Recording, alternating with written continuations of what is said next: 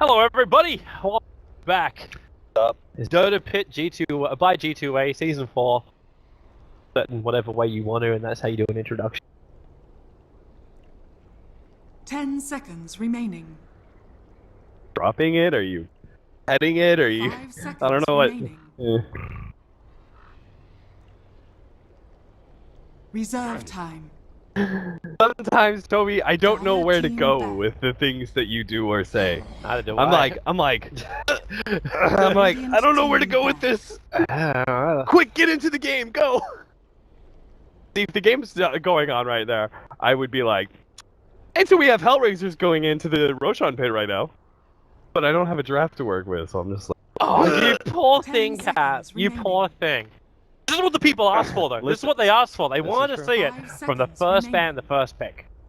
They wanted to see... Try and give the people what they want, Cat. Reserve All time. about for the people. I wonder what the meta is gonna look like 2 to 4 weeks from now, after like MDL goes on and like some more Dire tournament team time back. gets played in and people have sort of fleshed out the meta a little bit more. Is it going to look the same as? Is it going to look more alliance-y? Radiant Well, you know, team for lack of a better word, is it going to look like the way that Alliance drafted at Starladder, or is there going to be some sort of pushback here? I'm looking at the first two pickups, and I'm thinking in my head, you know, is Lone Druid ever going to, you know, see a consistent 1-2 ban? It really seems like teams are like okay with that hero. They're like, we can counter it in certain ways. 10 I seconds personally, remaining. I've been on this bandwagon for a long time now. Ever since the hero got put into CM, 5 I seconds really think remaining. that he's perhaps just too strong to deal with sometimes. I really do believe that he's like Dire first pick team pick. material. But at the same when you get your time, hands like... on it. Is he one of those heroes you led through thinking, okay, I think I can deal with it, and if they don't take it, then we'll take it anyway because we can make it work? So you try and ban out other things which are a little bit too powerful. Like, I can understand taking out Earth Spirit as well as Invoker because teams just have difficulty playing up against these heroes. Their control factors are just too much. Yeah. But then Power Rangers then kind of countered that point by banning 10 out the seconds VS and the Bane. remaining. Yeah, there was like... 5 seconds remaining. I don't know what to think about those bans, right? Because I don't see either one of them being like really super high profile. I think Vengeful Spirit is going to be one of the stronger heroes. The patch, it works if you have a team that can run the safe lane farming Vengeful Spirit and also play a really good support Vengeful Spirit. I think that it's one of the stronger heroes. I think it's pretty damn good at countering some of the quote-unquote meta heroes. Versus Bat Rider, it's going to be shown to be, I think, Radiant team pick. Druid. It's a catch-out hero for maybe Chen Nature's Prophet. This is what I'm talking about, right? Is 2 to 3 weeks from now, as more tournaments go on, are we still going to see these same like 3 and then throw in Bat Rider and another one of the heroes that we saw a lot at Star.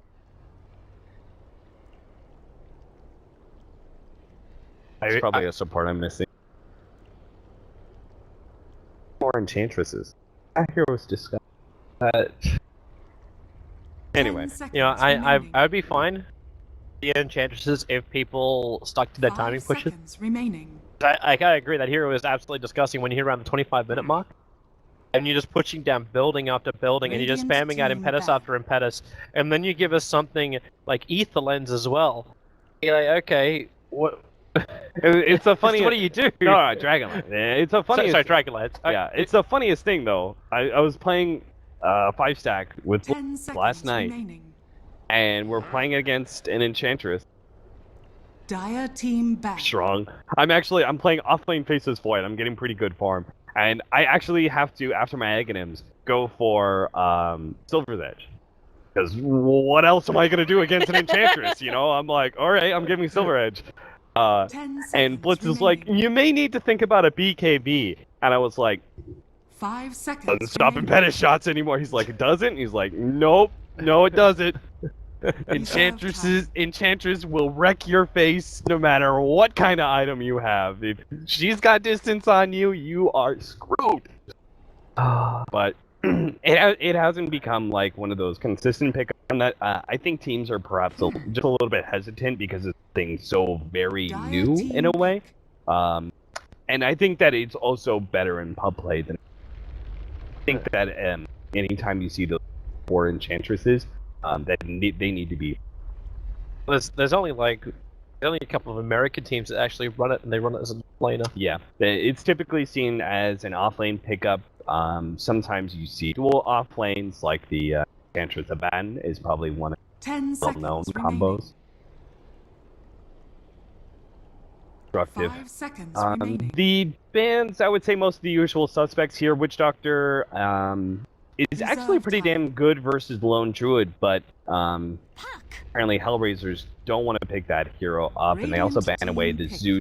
I think that's a pretty smart ban with the Lone Druid and Gyrocopter. I think sort of you see the dots where Power Rangers, if they get a really strong mid-game dominant hero that wins its lane and is able to go there, then you're just going to get run over Gyrocopter plus, in this case, Zeus. Even then like the Zeus puck matchup always 10 seems to be a little bit more seconds favorable to remaining. the Zeus as well. Oh yeah, Because for sure. you can only phase shift once, and he can just keep 5 arc lightning seconds spam. remaining. Yeah, and if he just stop spams his main lightning bolt, then you Reserve can't do time. anything about it. The old puck where you could right-click and shift, okay, but it's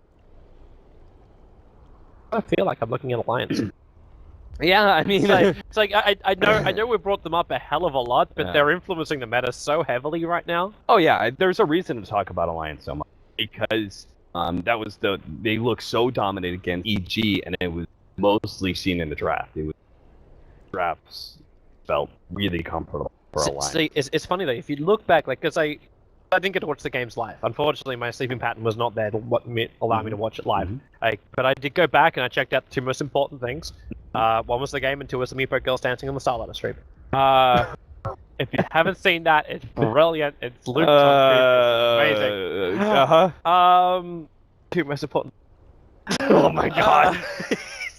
You expect nothing less, Cap. That's true. That's true, Toby. You kind of the reaction every time. Oh my god, cosplay. I never saw that one coming. No, you know what? That's not fair, Toby. That's not fair. Yeah, it is. I don't expect nothing less. I expect more from you, Toby. What? And then you're like, cosplay girls, man. They were. Yeah, they just be happy in reference to the how the vengeful spirit cosplay. Those who want to see that, you can dig. Now, We have a bounty hunter. we do. Bounty hunter's pretty good at roaming on puck. 10 seconds Not roaming a puck. remaining. Normally, it's meant to interfere with the Chen though, but Oh yeah. That's the thing. He's gonna be like, Radiant he's team gonna be stoking from the Chen, rotating onto the puck, stoking on the Chen, rotating onto the offlane or something to harass the Oracle. oh, yeah, that's what I was gonna say. I found my point again. It's Yes. not going back through my own brain. But it's the fact, like, I looked at the draft, and my initial thoughts was, wow, this is really balanced if last patch. Everything should be able to 10 work like both seconds ways. And then I watched the game like, oh wait, that's not balanced. 5 seconds Things have just changed. The remaining. mindset, the timings have all changed. Yeah. So heavily in this patch. Things Dire gotta be team kind of back. fleshed out. Teams gotta figure out. It's not necessarily like about changing the patch too much. Well, there probably does need to be here and there. It's much more like 90% more about teams changing their mindset 10 and seconds figuring out the remaining. counters to what is dominant right now. That lineup 5 is seconds so remaining. like just watching the matchups. You got a full intel lineup here from HellRaisers. A lineup which is Reserve capable time. of roaming, ganking, and potentially pushing. But we don't know who their number 1 position will be at the moment.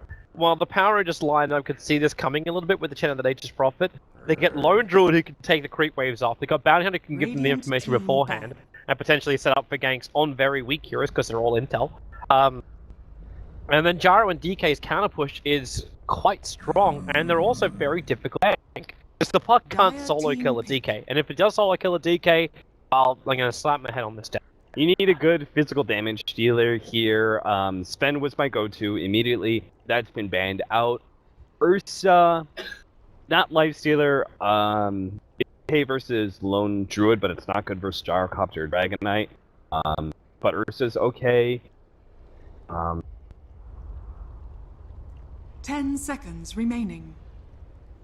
You get a better idea of 5 left seconds and remaining. because I think if you have the control of Reserve time. Ember Spirit I think it's just they're gonna get run over too quick. You need a fighting hero. Wraith King is not bad. King's not bad. I'd be worried though that Wraith King would just end up getting kited if you... Lycan is actually another one. That's pretty damn decent with both Nature's Prophet and Puck. It's sort of like the Howl works kind of in the way that Drone Ranger used to work with Puck. Oh, in what? that you can increase that damage. Oh, Terrorblade! Alright, Radiant Toby, I'm team gonna be a little bit lost here because I do not have a good grasp on this hero. The new when it's Terrorblade? strong and when it's bad. I honestly don't. It's... Well, in that case, Cap, we can learn together during this game. I will tell you though, because I faced against this combo too, Oracle Huskar, pretty goddamn disgusting if you do use it right. Oracle Slark, it's alright, it can work. It sometimes it has its small gimmicky things, but it's not amazing. 10 seconds Oracle remaining. Terrorblade is kind of gimmicky. Because it 5 ensures if seconds Oracle remaining. uses the ultimate to save Terrorblade at the right time, he's like guaranteed he gets Reserve off his time. ultimate. Yeah, it's like you have 7 to 9 seconds based on the duration. That means you level. should be able. That means you'll survive every time too. Yeah, right? it's like 7 to 9 seconds.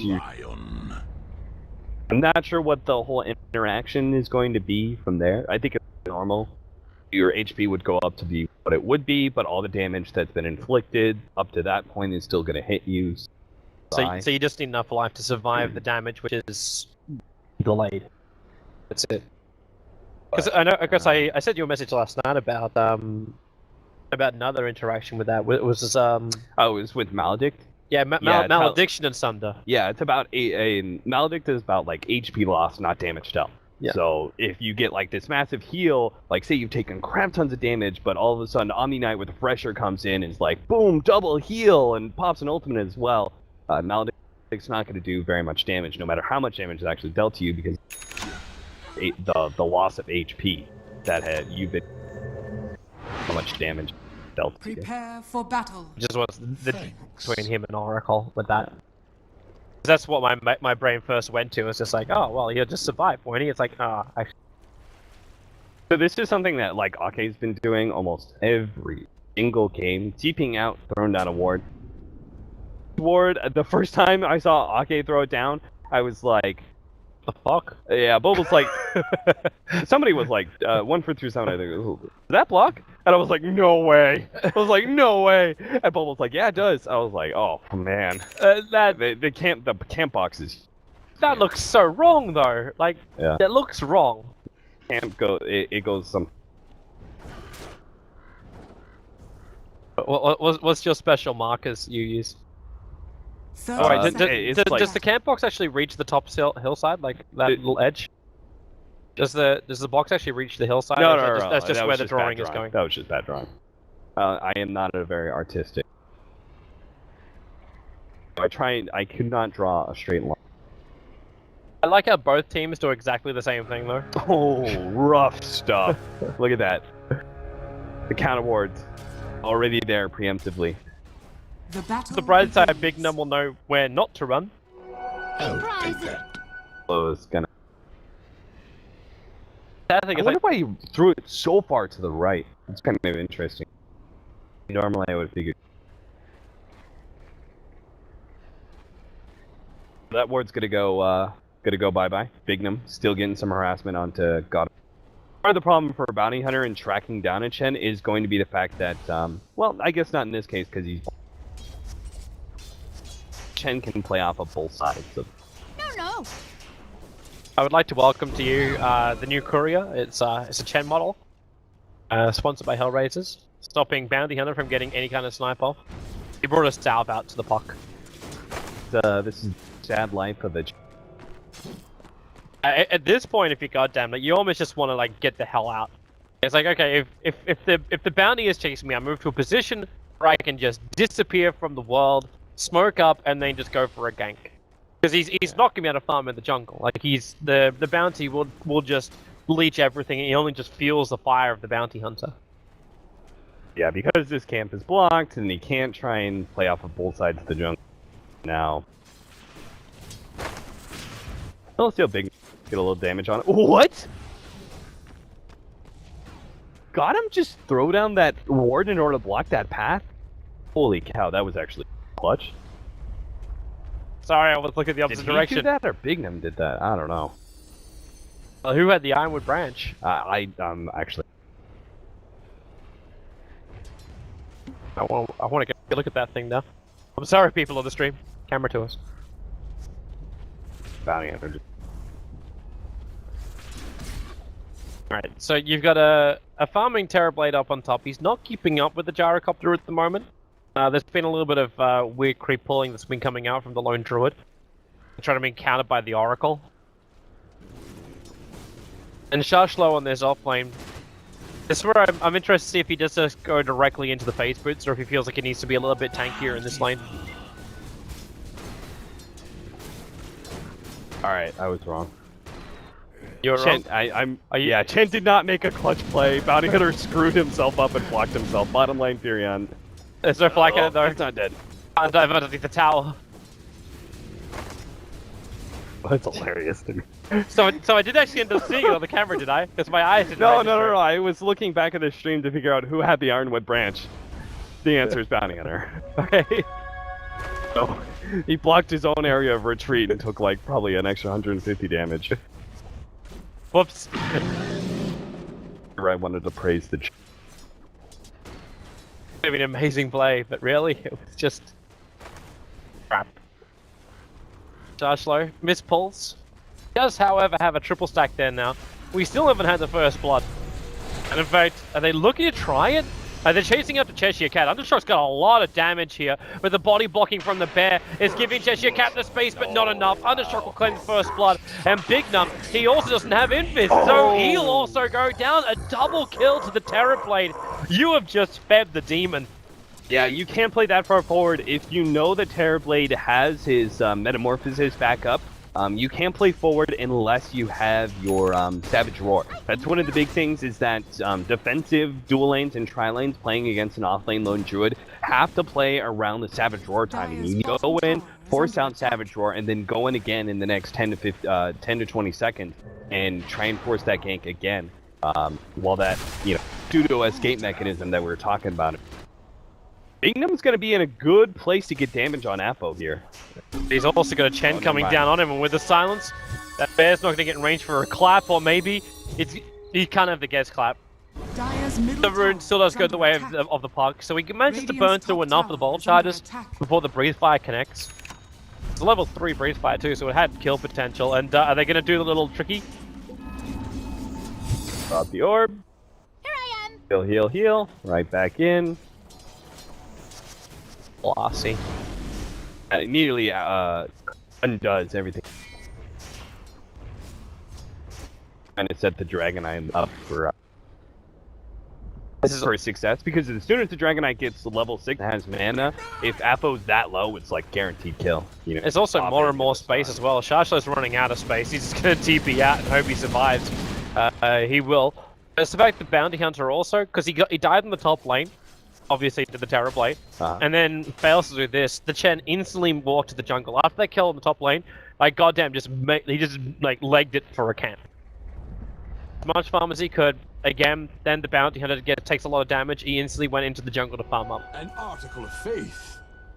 He's actually starting his rotation. If he gets the positioning on this, potentially they can actually kill off this Radiant Courier. He's not getting off the. Can't really gank. Maybe he could kill the Courier. That would be pretty. Does, but there's unfortunately not the right creeps for him to gank. He can get it on the way back out again.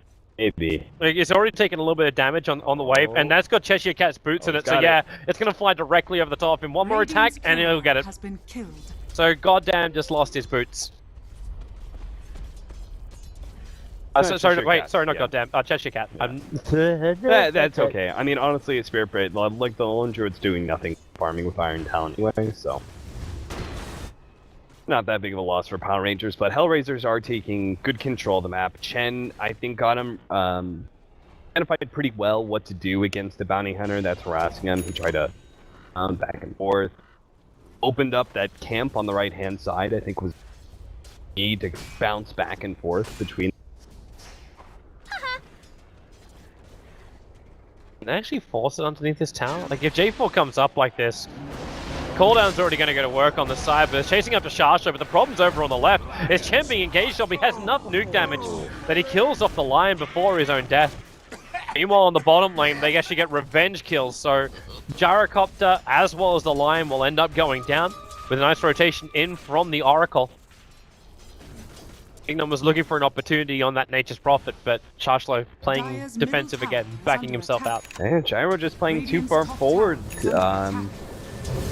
That was the nukes of the Oracle coming into play because the Furion didn't even have his little off of that kill. So Gyrocopter just being too far forward without regen. Meanwhile, north of the wall, Terrorblade is just beaten through that T1 tower. Lion's having to use mana drain to get out of this. Hello, bottom lane. Oracle actually gets the kill over the Gyro. I'm not quite sure if he pops from this, but he'll trigger the dust, which reveals Big Num. No, he'll end up surviving through it. And then that Hellbear Smasher yeah, they can. They're just going to keep the vision on him. The clap will connect, and maybe the heal is actually working now against the Oracle. Yellow Warrior, he kind of screwed that up. I think he needed to hold on to Fortune's End just a bit longer to ensure that the Ursa Bear would get close enough for the clap. That would ensure the kill. Well, the clap's still connected, though. Radiant's top tower. It looked like the damage still connected, and then the heal kicked in. Well, either way, he probably should have. I think he was the disciple king. They still get the kill. Seriously, respect the Oracle, guys. Don't stick around at low HP. That's not a good idea. It wasn't just the Oracle. It was Test of Faith as well from the 10. He got doubly blown. Yeah, that's damage news coming in. Well, Shashlo, he can still just TP out of this one. He's trying to steal all the camps and just cause interference on Power Rangers' side of the map. I want to start the HellRaisers. Like, you're 7 for 1, you got a 5k gold advantage, 8 minutes in, 2.5k on the experience graph. Yeah, Gotham's really impressing with the way he's handling Chen in this game. This could be the start of like a future first ban when you're going up against HellRaisers. Just the way he's playing it, I think he's made the right moves despite the pressure. Like when the 3 heroes were surrounding him, you know, he turned on the lane, got that kill. Now he's they got this long range stone from the Mud Golem. Even then, I think he was still dead because he had died from the Dream Core breaking when his TP ended. Yeah, maybe. They just had to do enough damage to get the kill. And HellRaisers now, like, this lineup is becoming more and more sustainable. In fact, you've also got the double Arcane boots with Hand of God, plus everything else that Yellow Warrior brings to the Oracle. They got Never-Ending Life coming their way. Undershock's in a position where, like, he's completely bypassed on the Sunder, and maybe that is something we should have a look at, because we were meaning to learn a little bit from this with the Terrorblade build. Like, it's just a tower trade-off right now, tier 1 for tier 1. But he went for a 2-4-2 build. Yeah, so in my head, I was kind of thinking about why the Terrorblade was picked up over heroes I mentioned, because I felt like they needed to have an intense physical damage dealer that would combo well with the Sables. And for me, I immediately thought of like Ursa or Lycan, those kind of heroes. But I think the Terrorblade in the Oracle is actually just as powerful, perhaps even more powerful than the Oracle Ursa against Thorn. Wow, here they go. The cooldown's going to go to work. Puck doesn't have face shoots available, but he's just been given life by his Oracle. That life will now be expended, but the damage done during it, actually, no, it won't. He still survived. He bounced over. Big Num, well, if he goes for this, he'll lose his life. Afro, they're going to send him back. They're going to get everybody. Oh, and he comes right back with a full bottle, too. Add insult to injury, he's back up to full HP with Oracle there. Holy cow, HR just outclassing Power Rangers so goddamn hard. It's not even like new tricks, like they're pulling back every single classical trick with the puck to do this kind of stuff, and like, it just looks so good for Big Num that just hit him and just get the kill, but the level 4 bounty hunter. Like, he doesn't even have the follow-up damage with a high-level shuriken toss.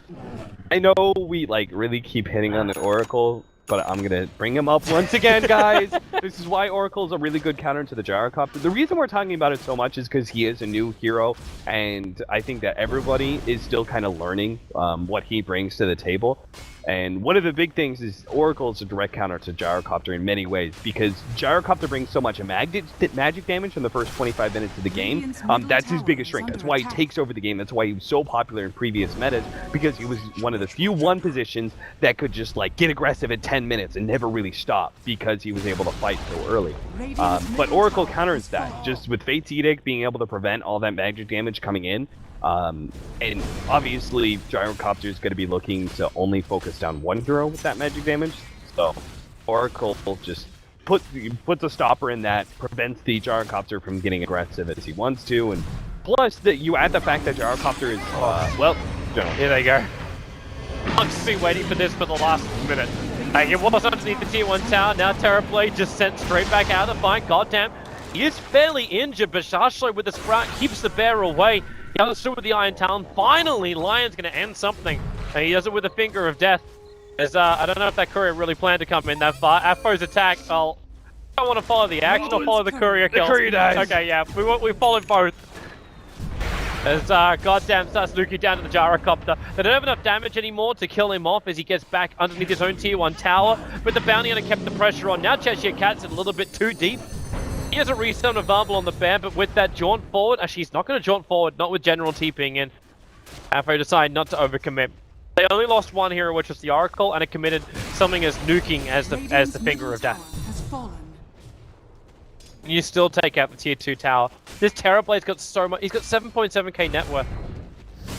Like, what do we got? There's a mech on the courier for goddamn. There's the Yasha flying out for Undershock. This is what I was talking about as well. Like, Terrorblade, there's multiple ways to use the Terrorblade ultimate. So when you save him with the Oracle, Oracle almost survived because Undershock, I believe he was turning around to sunder the Oracle, knowing that YOLO Warrior was in trouble, and knowing that he also had enough heals to be able to survive thanks to the Oracle's False Promise plus Purifying Flames. So he was going to save the Oracle and be saved by the Oracle at the same time. The other thing, right? I was talking about the fact that, like, any of these agility heroes that, like, are massively magic damage heavy, one of the biggest downsides is that they are very susceptible to nukes. It's usually offset by early BKBs, but Oracle comes online pretty damn fast. Cheshire's down. And they're going to get another one, too. It's J4. Thought he could have had a crack, and, well, maybe when Big Gnome comes in, they'll get more. The Dire Sentry was down, so there was no way that Big Gnome could really help out his teammate. And they're just losing quick heroes in succession, and this is completely out of control now.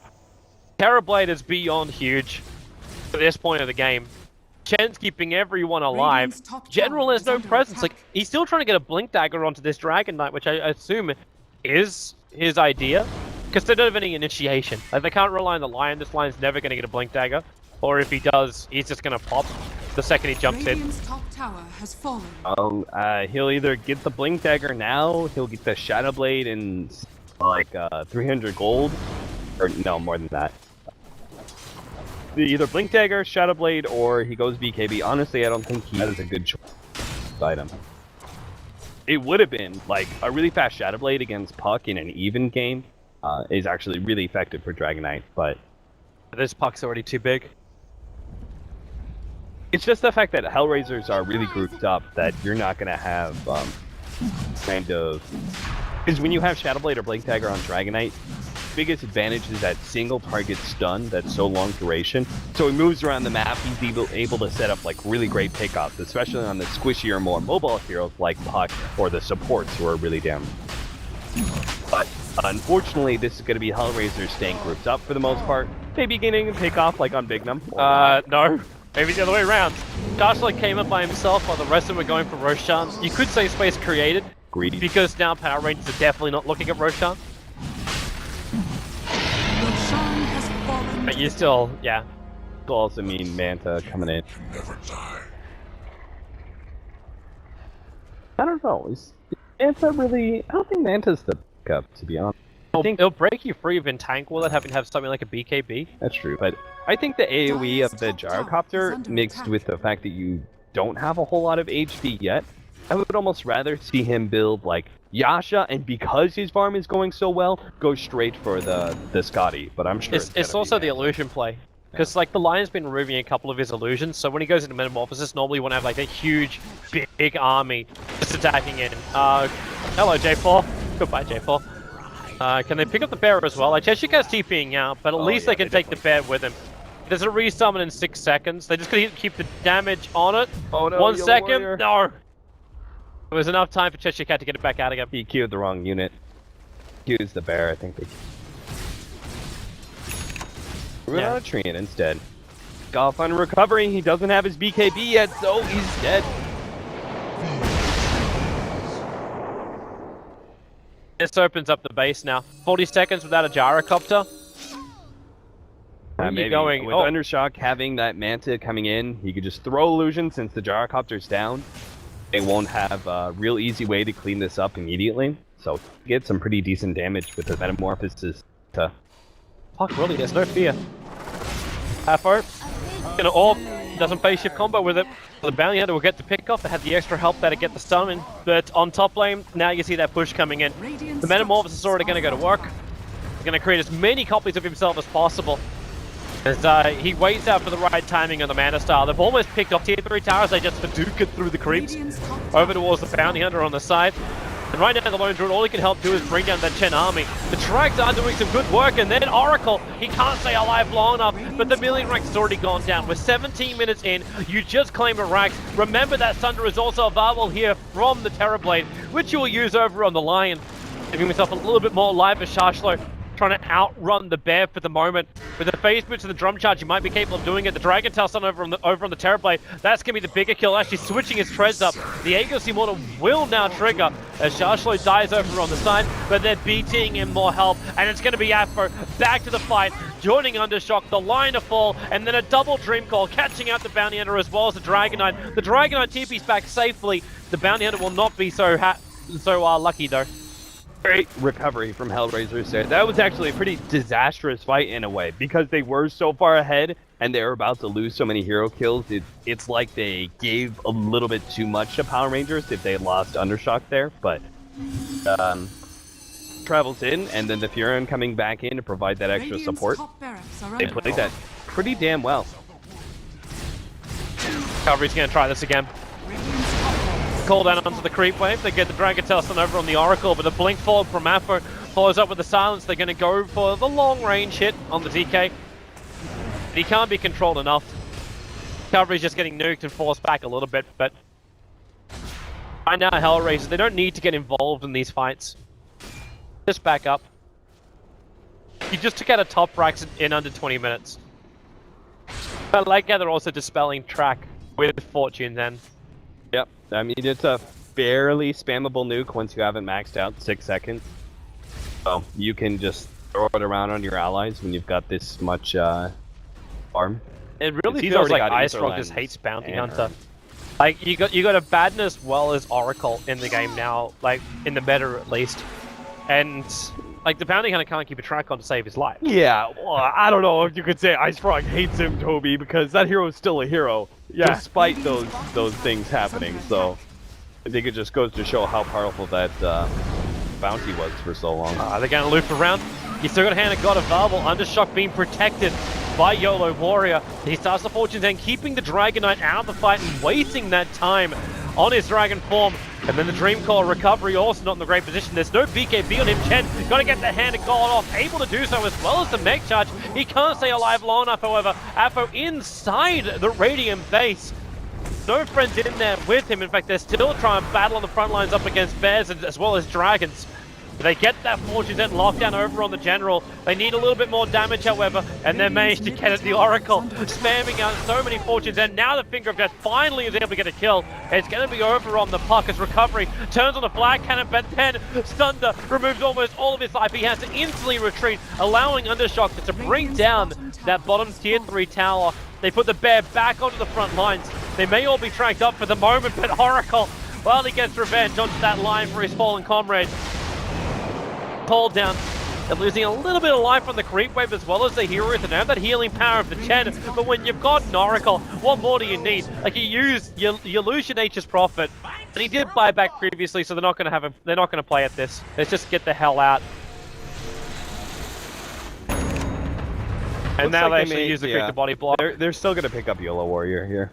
Undershock should just abandon him. Are they? The best that YOLO Warrior can do. He's gonna get sent back. Make sure. Oh. He's gonna get sent back. The entangle. Oh We don't get it. Goddamn will try the TP. They're able to just pull him back in again with that Savage Roar. So Goddamn will sacrifice his life for the Oracle. At this point, Oracle's worth more because he's actually worth a kill streak. Yeah. I was gonna say the best you can do at that point, I thought, is just purge off the track right before you die. This is pretty concerning for me. HellRaisers will like almost guaranteed still win this game and everything else, but their play as a team is a little bit concerning for me and like kind of their future, because I do feel that's 2 fights in a row where they've just sort of forced it, and it's been kind of sloppy, and the only reason that they came out on top was because they were so far ahead. Right? If they weren't, 10 grand ahead by that first fight at the top lane, I think they really would have lost most of the ground that they gained in the first 15-minute game. Well, you can show the swing you're talking about when you look at the experience graph. That's the one that has swung back up again. Yeah. You can see, I mean, the effect of those kills, the fact that, like, if Puck doesn't have enough, right, to be able to do that play where he boots and travels into the top lane, and they have that secondary fight around Undershock's second life. If they don't have that, then Undershock just dies. It's another large amount of golden experience that comes in. Maybe it's just because they feel so in control of the game, but I would say against tougher opponents, HellRaisers will not be able to make the same kind of plays. They won't be this far ahead in net worth against the enemy team, and if they make those same kind of like almost YOLO-ish, like, let's just end the game, go straight through the front door, and who cares what sort of traps are set up, they're gonna get rebuffed really hard and lose their advantage. So, I'm fairly certain, like, HellRaisers, they definitely still have this in the bag. They can still sit back, farm up Scotty on Undershock. The Puck still has a lot of growth. It looks like he's gonna be going Scythe rather than, say, an Aghanims build. Fine there. Furion's, like, full right-click menace at this point with that complete. I think that's completely fine, but again, against tougher opponents, I don't think they'll have the same kind of... Probably. But at the same time, that's also the mindset of the team, isn't it? Like, you understand who you're up against, and you're like, you know what, we trashed them in game 1, we feel so superior with that draft here in game 2. Like, after that double kill on the Terrorblade, I'm fairly certain Undershock is feeling immortal. Yeah, but I would say, like, when I've watched Tier 1 teams play against, like, some of the, like... Were these Tier 1 CIS teams you're talking about, though? Yeah, I mean, yes and no.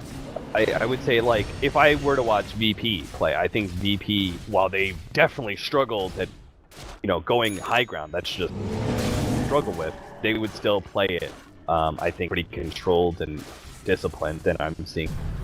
A prize! Being said, HellRaisers' individual skill is definitely a shot. Play pretty well around each other as a team. You see a lot of individual plays that are really top-notch. The combos also, like, just the synergy of pairs seems to work nicely. And when I look at this team, that's what I think of, too, is individual skill. I think Afo is, like, very talented player, like, great mid. Shotchlo has always impressed me as well. I think he's one of the other, like, CIS almost pub star-ish play, where you could just like take control of the game solo. Those two I immediately think of. Gotham's definitely impressed, I think, play this game and how he's reacted to pressure. Here we go. We've already taken out the okay, so this is an example, right? Roshan is spawning right now, but they're still gonna push uphill. And they're going to lose the fight if they're not careful. YOLO Warrior gets caught out in the front lines. Recovery gets a BKB and flank cannon duration off. Oracle will pop at this point unless someone wants to try and sunder and keep him alive. But he'll actually hold the back lines, and I'm completely wrong. He actually ends up living through it all. What is this? The Puck actually bought back and jaunted and beat himself back in again. They're just going to call the GG call. That's it. HellRaisers, they took down the 2 big cores of Power Rangers, and at that point, there was no answer. HellRaisers thinking about where I would kind of place them. I think Power Rangers, the name of the past. You expected the Power Rangers where they were like kind of at their heyday. That has been gone for a long time now. It has. HellRaisers. But they also had like FNG was a huge part of that team when they had that heyday.